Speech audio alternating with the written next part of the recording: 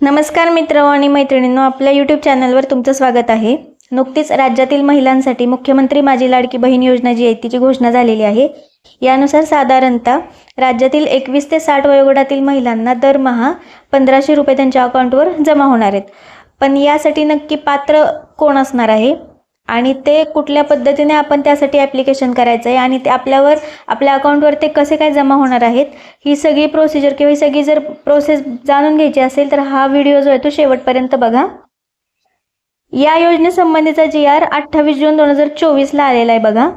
आणि याचा उद्देश वगैरे या GR मध्ये दिलेला आहे की महिलांच्या आर्थिक स्वातंत्र्यासाठी त्यांच्या आरोग्य पोषणामध्ये सुधारणा करणे आणि कुटुंबातली त्यांची निर्णायक भूमिका जी आहे ती मजबूत करणे, हे त्याचं महत्त्वाचं जे आहे ते उद्दिष्ट आहे। आणि बाकीचे उद्देश जे आहेत चांगले ते इथे दिलेलेच आहेत। आपण जो मेन पार्ट आहे या योजनेचा आणि जो तुमच्या उपयोगाचा आहे तो काय आहे, तर पहिला आपण जाणून घेऊया या योजनेचं स्वरूप काय आहे। तर बघा, पात्रता कालावधी दरम्यान प्रत्येक पात्र महिलेला तिच्या स्वतःच्या आधार लिंक केलेल्या सक्षम बँक खात्यामध्ये दरमहा 1500 येणार। म्हणजे सगळ्यात महत्त्वाची काय अट आहे, तर तुमचं जे बँक अकाउंट तुम्ही काढणार आहात, जे काढलं नसेल तर ते आधार कार्डला लिंक करावं लागणार आहे। आणि जर आधी काढलेलं असेल तर ते आधार कार्डला लिंक आहे का नाही ते बघायला लागेल, आणि जर नसेल तर ते आधारला लिंक करून घ्यायला लागेल। इथे बँकेची अट नाही आहे, कोणतेही बँकेचं अकाउंट चालू शकतं, फक्त ते आधार कार्डला लिंक पाहिजे, हे लक्षात घ्या। लाभार्थी कोण असणार आहेत, तर महाराष्ट्र राज्यातील 21 ते 60 या वर्ष वयोगटातील महिला ज्या आहेत त्या याच्या लाभार्थी असणार आहेत। मग त्या विवाहितही असू शकतात, विधवा असू शकतात, घटस्फोटित असू शकतात, परित्यक्त असू शकतात, निराधार असू शकतात। तर अशा पद्धतीने आपण लाभार्थी पाहिलेले आहेत। यामध्ये अविवाहित महिला येत नाहीत, हे तुम्ही लक्षात घ्या। आता पात्रता काय आहे, तर लाभार्थी महिला ही महाराष्ट्र राज्याची रहिवासी असणं आवश्यक आहे, ही महत्त्वाची पात्रता आहे। यानंतर विवाहित, विधवा, घटस्फोटित, परित्यक्त आणि निराधार महिला याच्या पात्र असतील। किमान 21 वर्ष पूर्ण असायला पाहिजेत आणि कमाल वयाची 60 वर्ष पूर्णही असायला पाहिजे। 60च्या वरच्यांना वेगवेगळ्या पेन्शनच्या योजनांचा लाभ मिळतो, त्यामुळे 60 वर्षांच्या वरील महिलांना या योजनेअंतर्गत लाभ कुठलाही देता येणार नाही। सदर योजनेअंतर्गत लाभ घेण्यासाठी अर्ज करणाऱ्या लाभार्थ्याचे बँक खाते असणे आवश्यक आहे। जर एखाद्या महिलेला लाभ घ्यायचा आहे तर तिला तिच्याच नावावर अकाउंटवर असायला पाहिजे, तिचे पैसे घरातील दुसऱ्या व्यक्तीच्या अकाउंटवर जमा होणार नाहीत आणि लाभार्थी कुटुंबाचे वार्षिक उत्पन्न रक्कम 2.5 लाखापेक्षा जास्त नसावे। थोडक्यात कौटुंबिक उत्पन्नाची पात्रता ही 2.5 लाखाची आहे। 2.5 लाखाच्या आत जर तुमचं उत्पन्न असेल तर त्या कुटुंबातील महिला या योजनेचा लाभ घेऊ शकतात। अपात्रता काय आहे, तर अर्थातच 2.5 लाखांपेक्षा जास्त असणारं उत्पन्न त्या महिलेला अपात्र ठरणारे। जर एखाद्या कुटुंबामध्ये एखादा सदस्य आयकरदाता असेल, म्हणजेच त्याचं उत्पन्न जर जास्त असेल तर अर्थातच तिथे अशा पद्धतीचा लाभ देता येणार नाही। जर एखाद्या कुटुंबातील एखादा सदस्य शासकीय नोकरीमध्ये असेल, कायम असो अथवा कंत्राटी असो, पण या योजनेचा लाभ त्या कुटुंबामध्ये घेता येणार नाही। जर सदर लाभार्थी महिलेने शासनाच्या इतर विभागामार्फत राबवण्यात येणाऱ्या आर्थिक योजनेद्वारे 1500 पेक्षा जास्त लाभ घेतला असेल तर या अंतर्गत लाभ घेता येणार नाही। आणि जर अशा पद्धतीचा लाभ जर 1500 पेक्षा कमी असेल, म्हणजे समजा अशा दुसऱ्या एखाद्या योजनेअंतर्गत, म्हणजे समजा जे राज्य किंवा केंद्र शासनातर्फे पेन्शन योजना असतात, श्रावणबाळ पेन्शन असेल किंवा इंदिरा पेन्शन असेल, यामध्ये जर लाभ घेतला असेल, समजा त्यामध्ये 300 रुपयाचा लाभ होत असेल, तर या योजनेअंतर्गत तुम्हाला 1500 वजा 300 म्हणजे 1200 असा लाभ मिळू शकतो। ज्यांच्या कुटुंबातील सदस्य विद्यमान किंवा माजी खासदार, आमदार आहेत, अशा कुटुंबातील महिलांना याचा लाभ घेता येणार नाहीये। ज्यांच्या कुटुंबातील सदस्य भारत सरकार किंवा राज्य सरकारच्या बोर्ड, कॉर्पोरेशन, बोर्ड उपक्रमाचे अध्यक्ष, उपाध्यक्ष, संचालक असतील, थोडक्यात मोठ्या पदावर असतील, तर अशा कुठलाही लाभ घेता येणार नाही। आणि मग आणखी एक महत्त्वाची अट, ज्यांच्या कुटुंबातील सदस्यांची संयुक्तपणे 5 एकरपेक्षा जास्त जमीन आहे, अशा कुटुंबातील महिलांना हा लाभ घेता येणार नाही। इथे संयुक्तपणे हा शब्द महत्त्वाचा आहे, म्हणजे वडील आणि घरातील मुलं यांचे सगळ्यांचे एकत्रितपणे जर 5 एकरपेक्षा कमी शेतजमीन असेल तरच या योजनेचा लाभ येतो, या घरातील महिलांना घेता येणार आहे। ज्यांच्याकडे 4 चाकी वाहने, ट्रॅक्टर वगळता त्यांच्या कुटुंबातील सदस्यांच्या नावावर नोंदणीकृत आहेत, त्यांनाही या योजनेचा लाभ घेता येणार नाही। सदर योजनेच्या पात्रता व अपात्रता निकषामध्ये सुधारणा करायची आवश्यकता असल्यास ते सरकार त्याबद्दल कारवाई करून घेईल. आता आपल्यासाठी आणखी एक महत्त्वाचा भाग काय आहे, तर कागदपत्रे कुठली सादर करावी लागतील. कागदपत्रांचा नेहमी घोळ होतो.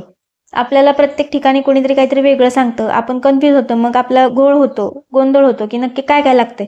आता इथं GR मध्येच दिलं व्यवस्थित, याचा स्क्रीनशॉट काढून घ्या तुम्ही, म्हणजे तुम्हाला प्रॉब्लेम नाही येणार परत. या योजनेच्या लाभासाठी सगळ्यात आधी तुम्हाला ऑनलाईन अर्ज करायचा आहे. आता ऑनलाईन अर्ज कुठे करायचा हे मी तुम्हाला पुढे सांगतेच, पण सगळ्यात आधी ऑनलाईन अर्ज करायचा आहे. आणि ऑनलाईन अर्ज करता येत नसेल तर काय करायचं हेही पुढे दिलेले तेही मी सांगते. यासाठी जिच्या नावाने हा लाभ घ्यायचा आहे त्या व्यक्तीचं आधार कार्ड पाहिजे, अधिवास प्रमाणपत्र पाहिजे म्हणजेच डोमिसाईल पाहिजे, किंवा जन्म दाखला पाहिजे. यानंतर उत्पन्नाचा दाखला पाहिजे, ज्यामध्ये वार्षिक उत्पन्न हे 2.5 लाखापेक्षा कमी आहे असं दाखवणं गरजेचं आहे. बँक खाते पासबुकच्या पहिल्या पानाची छायांकित प्रत. आता बँक खातं कोणतं की ज्याला आधार लिंक आहे असं बँक खाते पासबुकचं पहिल्या पानाची छायांकित प्रत, पासपोर्ट आकाराचा फोटो, रेशन कार्ड आणि सदर योजनेच्या अटी शर्तीचे पालन करण्याबाबतचे हमीपत्र. हे तुम्ही जिथे ऑनलाईन फॉर्म भरून घेणार आहात तिथे मिळून जाईल, त्याचं काही टेन्शन नाही. आता लाभार्थ्याची निवड ही कशी केली जाणार, तर अंगणवाडी सेविका, पर्यवेक्षिका, मुख्य सेविका, सेतू सुविधा, ग्रामपंचायत, ग्रामसेवक, वॉर्ड अधिकारी यांनी खातरजमा करून ऑनलाईन प्रमाणित केल्यानंतर लाभार्थ्यांचा अर्ज सक्षम अधिकारी यांच्याकडे सादर करावा. आता ही प्रोसिजर जी आहे ती सरकारी काम करणाऱ्या किंवा प्रशासनासाठी आहे.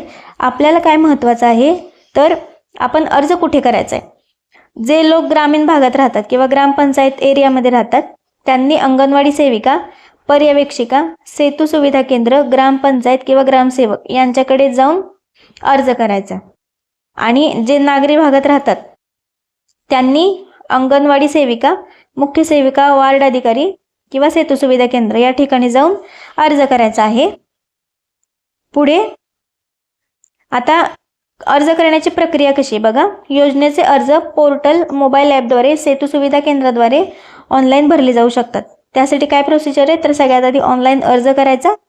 ज्यांना ऑनलाईन अर्ज करता येत नसेल त्यांच्यासाठी अर्ज भरण्याची सुविधा अंगणवाडी केंद्रात, बाल विकास प्रकल्प अधिकारी कार्यालयात किंवा ग्रामपंचायत, वार्ड, सेतू सुविधा येथे असेल. तिथे जाऊन तुम्ही जसं नेहमी कुठल्या उत्पन्नाचा दाखला किंवा कुठलंही काही काढायचं झालं कागदपत्र तर सेतूमध्ये जाता, तसंच इथेही सुद्धा सेतूमध्ये जायचं, सेतू सुविधा केंद्रात.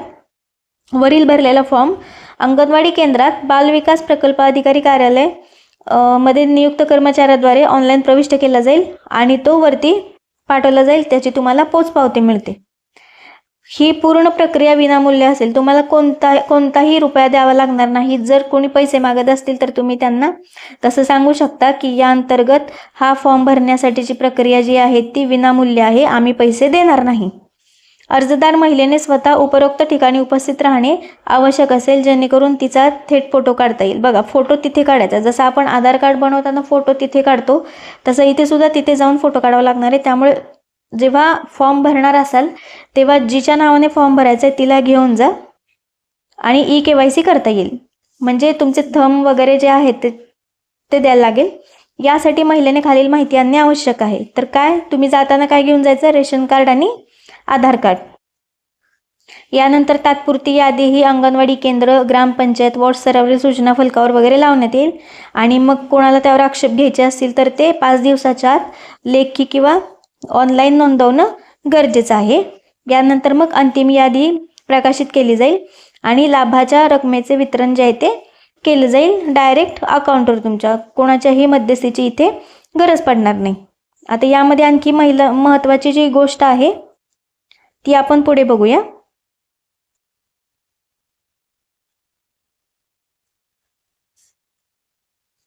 इथे काही महत्त्वाच्या तारखा दिल्या आहेत बघा. अर्ज प्राप्त करण्याची सुरुवात कधी होणार आहे, 1 जुलै 2024 ला.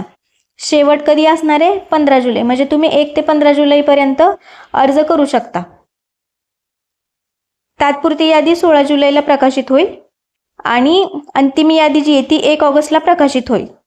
बँकेमध्ये जाऊन EKYC कधी करावं लागणार आहे, 10 ऑगस्टला. आणि लाभार्थी निधी हस्तांतरण 14 ऑगस्टला. म्हणजे स्वातंत्र्य दिनाच्या आदल्या दिवशी तुमच्या अकाउंटवर पैसे येणार आहेत आणि त्यानंतर प्रत्येक महिन्याचे पैसे हे प्रत्येक महिन्याच्या 15 तारखेच्या आत तुम्हाला येऊन जातील.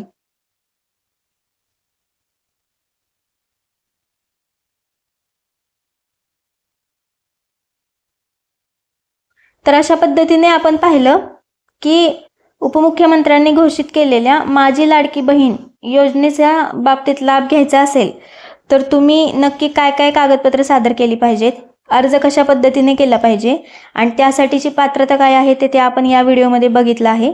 तुम्हाला जर हा व्हिडिओ आवडला असेल तर लाईक करा आणि या व्हिडिओचा फायदा अनेक लोकांना होण्यासाठी हा व्हिडिओ जास्तीत जास्त शेअर करा.